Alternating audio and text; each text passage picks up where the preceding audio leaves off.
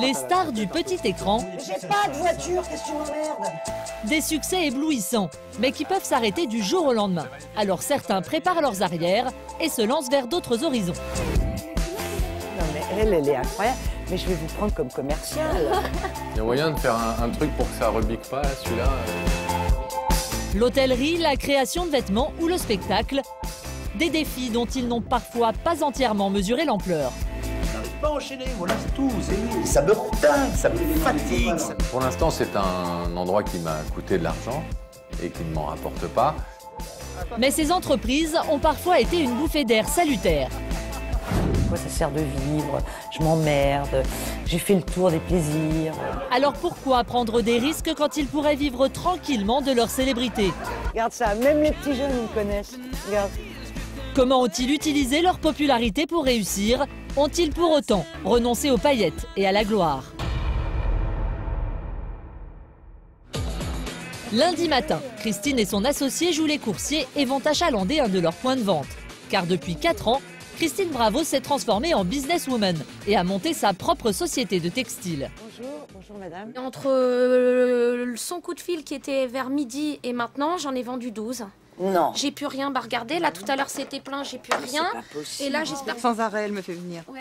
Ah, Sans oui. arrêt. Mais ça veut Et puis dire... j'insiste des fois, Ah s'il ouais, te ouais, plaît. elle Et puis m'envoie quand je des ferme à textos. 18h30, je lui dis mais tu peux peut-être me les déposer au café d'à côté, Alors, j'irai je les pose au chercher café d'à demain. côté, ouais. C'est un truc de Et dingue. puis là, heureusement que vous venez cet après-midi parce que moi j'ai un carnet, là je dois appeler une dizaine de personnes. Enfin, c'est quand même un truc, c'est incroyable. Et ça marche. Christine n'en revient pas elle-même. Ce qui crée cet enthousiasme dans le magasin, ce sont ses petits vêtements pour bébé. Et c'est elle qui les fabrique. Des bodys, des pyjamas customisés façon Bravo, et tout le quartier se les arrache. Et alors ça, on me les a demandés en taille adulte. Faites-les en taille adulte. On me les demande en taille Oh, adulte. dis donc. Vous en avez Oui, pas je t'en ai en déjà ma parlé. taille. Une trentaine de points de vente dans toute la France, un succès inespéré. Car le textile, Christine n'y connaît rien. On s'est fait avoir des malhonnêtes, des gens qui nous ont envoyé des... Oh là là, des prototypes magnifiques qu'elle faisait, qui nous renvoyaient des serpillères. Enfin, donc, j'ai perdu quasiment tout mon capital au début et tout. Monter sa ligne de vêtements, un pari osé, car Christine, jusque-là, on la connaissait surtout pour ça. J'ai pas de voiture, qu'est-ce que tu m'emmerdes? Alors pourquoi vous râlez? Parce que je ne veux pas vivre dans des embouteillages, de la pollution, même en tant que piéton. Mais arrête, justement, ça va rallonger les fils. Enfin, mais dis quelque chose, Alfonsi. Une grande gueule qui a fait son succès et qui lui a ouvert les plateaux de télévision. 2 programmes phares à heure de grande écoute. Aujourd'hui, entre télé et radio, Christine est devenue chroniqueuse professionnelle. Le plus dingue du monde, c'est que je suis payée pour rien. Alors ça, c'est de la schizophrénie totale. C'est-à-dire que quand t'es petit, qu'est-ce que tu veux faire plus tard? Personne ne répond. Je veux rire et gagner de l'argent. Et pourtant, ça existe. Yes, c'est tombé sur moi. Un métier qui rapporte. Alors pourquoi s'être embarqué dans la layette? Les auditeurs, eux, ne se posent pas de questions et profitent de l'aubaine pour réclamer la dernière grenouillère à la mode. Donc c'est une petite fille, je vous envoie un petit body Bravo Hollywood. Il n'y a aucun souci, ma chérie, voilà. Comment elle s'appelle? Apolline. C'est mignon. Un succès qui est né un peu par hasard. Des bodys en guise d'antidépresseurs. Il y a 5 ans, Christine Bravo se retrouve dans le creux de la vague. J'ai eu des problèmes, vraiment de déprime. À un moment, j'étais grosse, j'étais pas bien dans ma peau. L'amour, bon, voilà, j'en ai fait le tour, c'est toujours pareil. Ça finit toujours de la même façon, on s'en lasse. Les mômes sont grands, maintenant, ils ont moins besoin. Les potes, bon, bah, ils sont tous mariés, en couple. Un petit passage comme ça. La crise de la cinquantaine et des problèmes d'alcool. C'est en tout cas ce que l'on peut lire dans la presse à scandale. D'elle-même, Christine met fin à la rumeur. Le seul interview presse où elle acceptera de parler de son addiction. C'est la drogue qui l'aurait prise dans ses griffes. Une mauvaise passe dont la layette va l'aider à s'extirper. Ça m'avait remise dans une envie de faire quelque chose. Et ça n'a plus cessé, étonnamment, dès que je suis redevenue quelqu'un de souriant, de détendu, et ben le boulot, j'en refuse. Christine repart pour un tour. Des vêtements d'enfant un peu déjantés, logique pour celle qui a 55 ans, n'est pas vraiment une mamie gâteau avec son petit-fils. Il a évidemment interdiction de m'appeler mamie. Et regarde, c'est ta mamie. Je déteste je peux pas. Voilà. Vous voulez qu'il vous appelle comment? Christine. Mais comme ça se dit, c'est indicible. Le crrr. Pour un bébé, il va mettre 8 ans à m'appeler crrr. Alors il va m'appeler crrr. Je m'en fous, mais pas mamie. Mamie ou pas, l'idée de Christine est bonne. Sa reconversion est une réussite, même si sa société ne lui rapporte pas encore de bénéfices. Mais son nom fait vendre, car 25 ans après, Christine est plus populaire que jamais. Regarde ça, même les petits jeunes, ils me connaissent. Regarde. Elle est pas belle, la vie, vous? Regarde. Une célébrité qui étonne l'intéressée elle-même. Comment ça se fait que vous me connaissez à ce point pour vouloir des photos, alors que... Qu'est-ce que ça peut vous faire, quoi? Je suis une vieille pour vous. C'est pour vos parents? Ah, je viens de prendre un coup de vieux. Bon, allez, faites la photo. Un nouveau boulot comme un nouveau départ. Pour d'autres, se reconvertir, c'est aussi l'envie de réaliser un dernier rêve. 11 h en plein cœur de Paris. Bravo, ça. C'est magnifique. Tous les dimanches, Patrice Laffont joue à la pétanque avec sa bande de copains. Il y en a deux, bien sûr qu'il y en a deux. Il nous est arrivé de déneiger ici pour faire un rectangle. Et on jouait au milieu de la neige, c'était un champ de neige et les gens passaient en voiture et regardaient ces fous qui... Des irréductibles, le rendez-vous de la semaine. Pourtant, aujourd'hui, il va être obligé d'abréger. Raison professionnelle, un cas d'urgence. Dans 15 jours, Patrice Laffont monte sur les planches et il y a encore du travail. À 70 ans, Patrice se lance dans le One Man Show, une satire sur les adolescents. Mais papa, mais tu comprends rien. Et l'inspiration, Patrice n'a pas été la chercher bien loin. Il a un prototype d'ado à la maison, Mathilde, 16 ans. Papa, c'est vraiment pas ton style, c'est trop pas ton style, c'est clair. C'est un peu exagéré quand même. Hein. Oui, c'est vrai, avec le portable surtout. Le portable, c'est le truc qui me ressemble le plus, on va dire. Mais sinon, ça va. Vous avez remarqué... Mais un One Man Show à 70 ans, ni Patrice, ni Francis Perrin, qui a aidé à monter le spectacle, n'en avaient vraiment mesuré les difficultés. Mieux qu'hier soir en tout cas, sans vexer personne, je dirais que la moyenne d'âge est sensiblement plus élevée. C'est ça? On est accrochés avant. Et puis là, après, je cherche, qu'est-ce que je dis? Bah oui, je sais bien. Tu me diras, pour m'aider sur scène, étant donné que j'aurai les fiches du truc, je planquerai quelques petites anti-sèches comme ça. Parce que tu iras toujours. Et ça, non, si tu commences à faire ça, t'es foutu. Une dizaine de personnages, 80 pages de texte à ingurgiter, difficile, avec une mémoire un peu capricieuse. C'est pas comme si j'avais jamais foutu le thé dans ce texte. J'étais à 6 h du matin dessus, à 6 h 30, 7 h moins le quart, j'étais dessus. J'avais l'impression que je le savais ce matin, puis là, je n'arrive pas à enchaîner, voilà, c'est tout. Et ça me rend dingue, ça me fatigue, ça me fatigue, tu peux savoir, nerveusement, j'étais mais mort. C'est sûr que je me mets vraiment en péril, alors qu'effectivement, je pourrais rester pratiquement dans ma charentaise, faire une petite émission de temps en temps, produire les chiffres et les lettres, et à ne prendre aucun risque. C'est un vrai défi, parce que je vais peut-être me faire matraquer, mais tant pis, on verra bien. Car les charentaises de Patrice sont plutôt confortables. Hier, vous avez été remarquable. J'étais pas là les 2 dernières, vous avez perdu beaucoup. 40 ans de télévision, des émissions cultes comme des chiffres et des lettres qu'il a animées pendant 17 ans et dont il est toujours le producteur. Mais en ce moment, Patrice a la tête un peu ailleurs. Ça a été dramatique. Pourquoi? Parce que j'ai environ 80 pages à apprendre et que hier j'étais sur un truc et que je vais me faire engueuler par Perrin. Une anxiété qui va durer pendant tout l'enregistrement. Moi je peux pas, puis en plus j'ai une façon d'apprendre qui est sûrement pas bonne, donc je suis sur la mauvaise route. Enfin, bon, on verra bien. Si ça vient pas, je renoncerai. Mais Patrice ne renoncera pas à son rêve. Jouer les comiques, une tangente qui n'étonne pas ses collègues. Car depuis des années, Patrice est le pitre de l'équipe.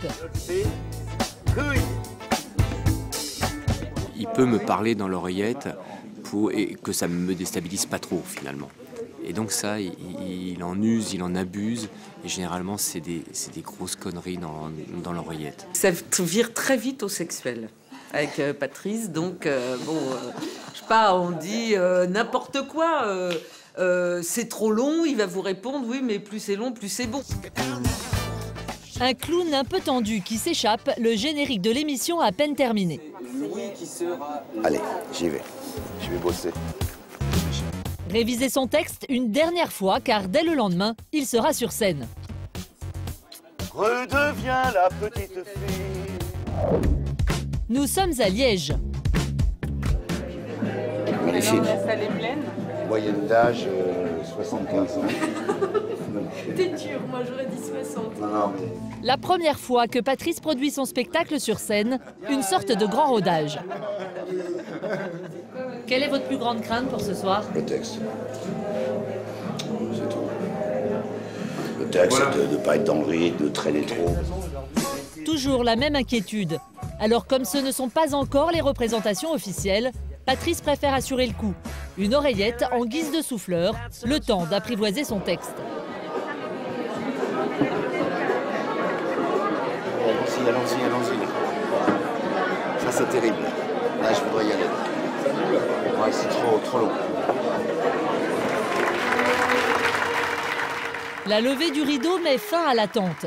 Premier pas sur scène, dès les premières minutes, l'animateur a déjà le public dans la poche.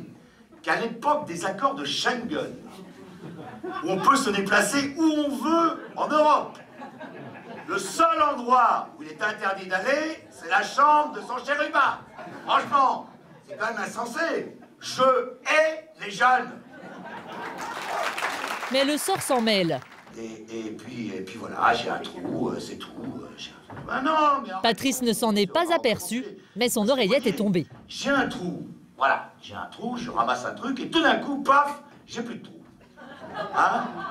C'est génial. En vieux routier des plateaux télé, Patrice rattrape le coup comme un pro, ni vu ni connu. Le one-man show s'achève dans l'hilarité générale. Si vous tombez sur une garce et qu'elle vous aide pas à vous relever, vous pouvez passer toute la nuit comme ça. Très bien. Vous avez rigolé? J'ai rigolé, c'était plein de vérité, c'était très bien, réellement. On a trouvé ça bien marrant, ouais, c'est bien. La manière de s'habiller chez les jeunes, les pantalons qui descendent sous les fesses. Oui. Non, c'était génial. Un pari réussi. Pour un soir, l'animateur télé s'est effacé devant le comique. Reste à voir s'il le fera un jour oublier. D'autres surfent sur leur notoriété pour multiplier les casquettes ou comment un présentateur vedette devient un vrai touche-à-tout. Il est 19h, Pascal s'attaque au devoir de Tim, 9 ans.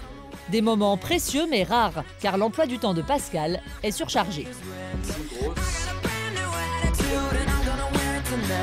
Tu trouves qu'il travaille beaucoup, ton papa, ou pas? Énormément. Je le vois un tout petit peu. T'aimerais le voir plus? Oui. Parce que maintenant, il se lève à 4h du matin. Il te manque alors la journée et le soir? Oui. Beaucoup. On profite jamais assez des enfants de toute façon. Donc si je pouvais avoir 3 fois plus de temps avec eux, je le prendrais avec plaisir. Mais j'ai pas le sentiment pour autant de passer à côté d'eux. Car depuis que Pascal Bataille a disparu des écrans, il n'a jamais autant travaillé. Producteur de télévision, il multiplie les casquettes. Et à 6h du matin déjà, il est sur le pont. Ce magnifique titre inédit de Serge Gainsbourg qu'on vous diffuse depuis 6h et comme vous n'avez pas... 2 heures d'émission quotidienne. Aujourd'hui, l'animation n'est plus qu'une mince partie de ses activités. Un changement radical pour celui qui a fait les grandes heures de TF1 il y a encore 4 ans. Une mise sur la touche, dont Pascal ne garde aucune rancœur.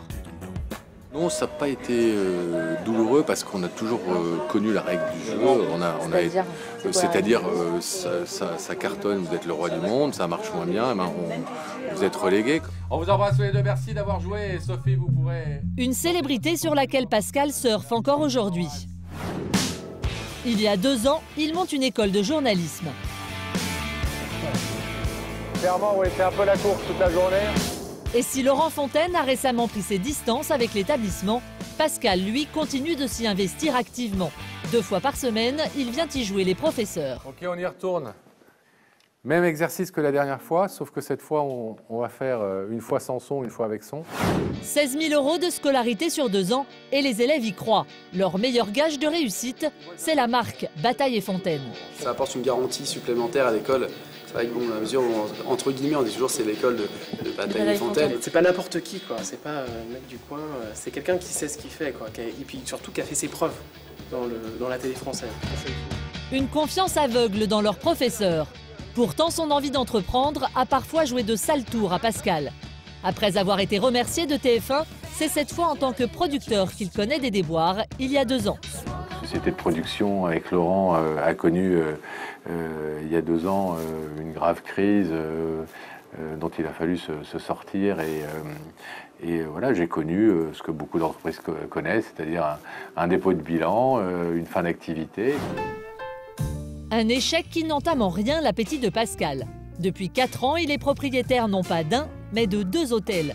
Et là encore, il n'est pas qu'un nom sur un concept. Les clients sont toujours surpris de le croiser fréquemment dans les couloirs, en chair et en os. Vers 23h, alors que j'étais à la réception, en fait, je savais qu'il y avait un client qui arrivait en bateau débarcadère avec ses valises et son épouse. Et c'est moi qui suis allé les chercher en voiture pour les amener à l'hôtel. Là, effectivement, ils ont été assez étonnés de me voir sortir de la voiture et prendre leurs valises pour les mettre dans le coffre. Un service supplémentaire qu'on a mis en place pour l'année prochaine. La navette avec Pascal, c'est sans Pascal. Ou sans. C'est pour la haute saison. Le petit déjeuner. Une petite offre supplémentaire. Le petit déjeuner servi par Pascal. Un hôtel 4 étoiles, un investissement colossal qui n'est pas encore rentable, 4 ans après l'ouverture. Mais Pascal prend des risques, une boulimie d'entreprendre qui n'est pas toujours facile à suivre pour son entourage. Il a 75 idées dans la tête, 35 projets en même temps et que moi je suis derrière. Mais non, il n'est pas facile à vivre. Mais il adore en tout cas l'idée de le dire. C'est quelque chose qui lui plaît beaucoup. Mais parce que c'est la vérité. Ça fait quand même l'air de rien 17 ans qu'elle supporte ce garçon. Très facile à vivre donc forcément. Parce qu'autrement ça ne ferait pas 17 ans qu'elle me supporte. Car si Pascal a la bougeotte, il a néanmoins une certitude.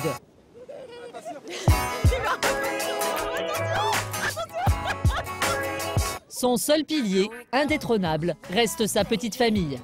Quoi qu'on fasse dans la vie, quel que soit le métier qu'on exerce, je pense que la famille, c'est vraiment la priorité. Et lui, c'est un rayon de soleil de chaque jour.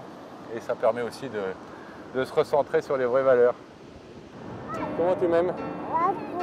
À la quoi? À la folie? Tu m'aimes à la folie?